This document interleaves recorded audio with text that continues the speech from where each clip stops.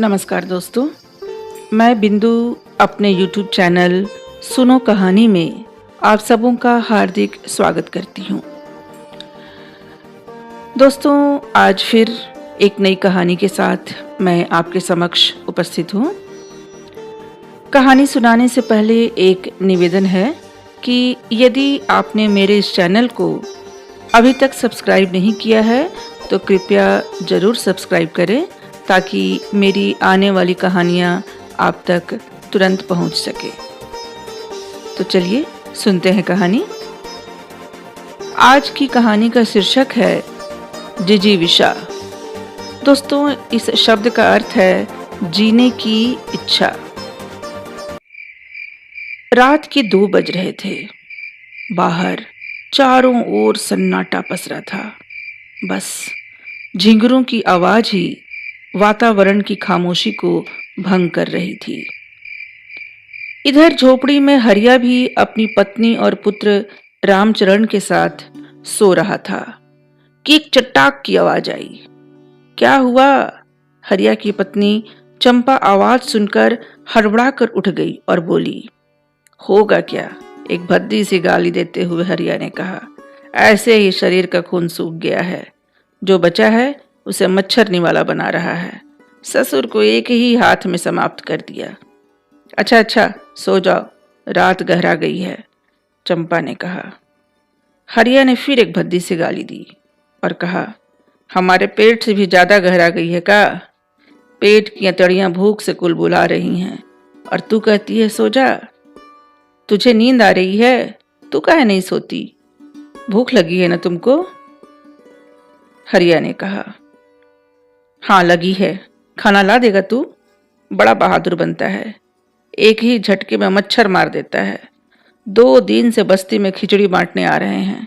अरे कमली और भूरी का मर्द 2-2 बार खिचड़ी ले आए, पर तू बहादुर हरिया एक कलछुल भी नहीं ला सका। अरे खाकर नहीं तो कम से कम उसकी सुगंध से ही पेट भर लेते, चंपा ने कहा। मुझसे नहीं होता, खाने के लिए छीना झपटी। सुखराम और भुवन को भी नहीं मिला। वो लाते ही इतना कम है कि आधे जन को ही मिल पाता है, चंपा ने रुआंसे स्वर में कहा। रामचरण के बापू, अपना मन तो हम किसी तरह समझा लेंगे, पर पेट की भूख और रामचरण को कैसे समझाएं? बार बार अम्मा भूख लगी है कहते कहते बच्चा सो गया। देखो कैसे आंसू उसके गाल पर सूख गए हैं। ससुर, करोना पता नहीं क्या बीमारी है, इससे तो बाद में मरेंगे, पर भूख पहले ही जान ले लेगी।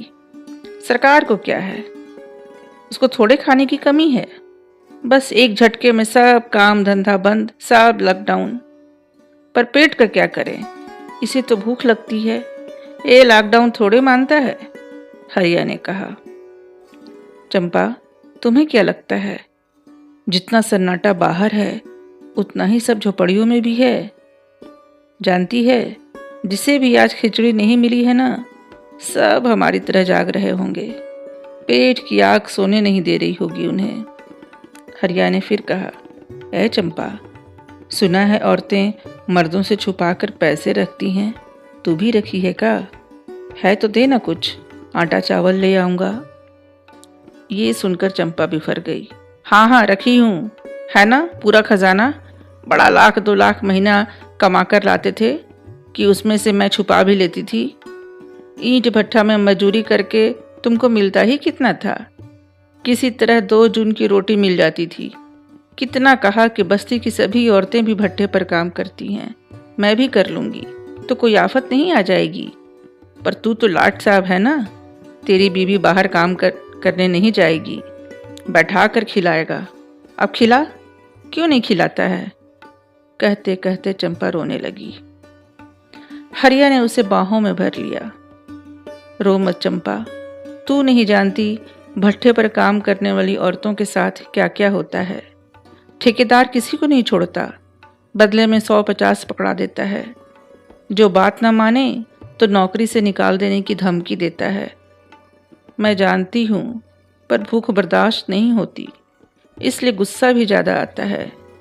और हाँ, सुन, कल भूरी कह रही थी कि बस्ती के कुछ लोग वापस गांव जा रहे हैं।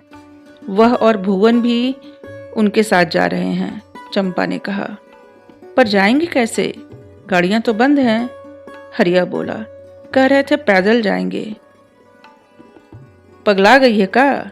दिल्ली से बिहार कितना दूर है पता भी है? अरे रास्ते में ही मर खप जाएंगे, हरिया ने कहा। तुझे रहना है तो रह, मैं तो उनके साथ जा रही हूं। और हाँ, रामचरण भी मेरे साथ जाएगा, चंपा ने कहा। चंपा की बात सुनकर हरिया निढाल हो गया। वह रास्ते की परेशानियों को सोच कर ही व्याकुल हो उठा। अगर वह और चंपा पैदल चल भी लें तो रामचरण तो 5 साल का बच्चा है, कैसे चलेगा इतनी दूर? यह सब सोचकर उसकी आत्मा रो उठी। भूख और परेशानियों ने उसके मनोबल को तोड़ दिया था। लॉकडाउन हुए महीना भर हो चला था, किसी तरह दिन कट रहे थे। एक दिन चंपा ने हरिया से कहा, ठेकेदार से कुछ रुपया उधारी मांग लो, आज नहीं तो कल भट्ठा खुल ही जाएगा, मजूरी करके पैसा चुका देंगे। हरिया ने उसकी बात का कोई जवाब नहीं दिया। उसने मन ही मन कहा, तुम्हें क्या लगता है कि मैंने उसे उधार नहीं मांगा था? पर बदले में वह तुम्हें मांग रहा था। अपने जीते जी ये कैसे होने देता? हरिया के मान मनोबल से चंपा गांव नहीं जाने के लिए तो मान गई, पर यहाँ जीवन दुश्वार हुआ जा रहा था। हरिया भले ही 30 बरस का नौजवान था, पर मन से कमजोर था। एक दिन उसने कठोर निर्णय ले लिया। चंपा और रामचरण का दुख उससे अब देखा नहीं जा रहा था, अतः उसने अपने जीवन को समाप्त करने का है निर्णय ले लिया। यही विचार कर वह बस्ती से सटे जंगल की ओर चला। वहां उसने एक मजबूत पेड़ की डाली तराशी और पेड़ पर चढ़ गया तथा अपने गमछे से फंदा बनाकर गले में डालने ही जा रहा था कि उसकी नज़र नीचे एक कटे हुए पेड़ पर पड़ी। पेड़ कट चुका था, लेकिन उस कटे हुए पेड़ में से एक डाली विकसित हो गई थी और उस पर 2 फल भी लगे हुए थे। ये दृश्य उसके मन को झकझोर दिया।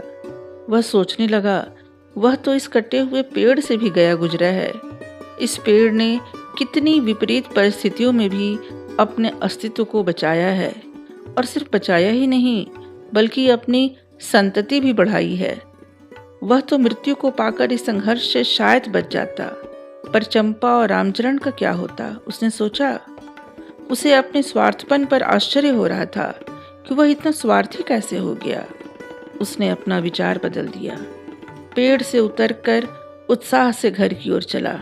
रास्ते में देखा सरकार की गाड़ी राहत सामग्री लेकर आ रही है। आज वह कतार में सबसे आगे खड़ा था।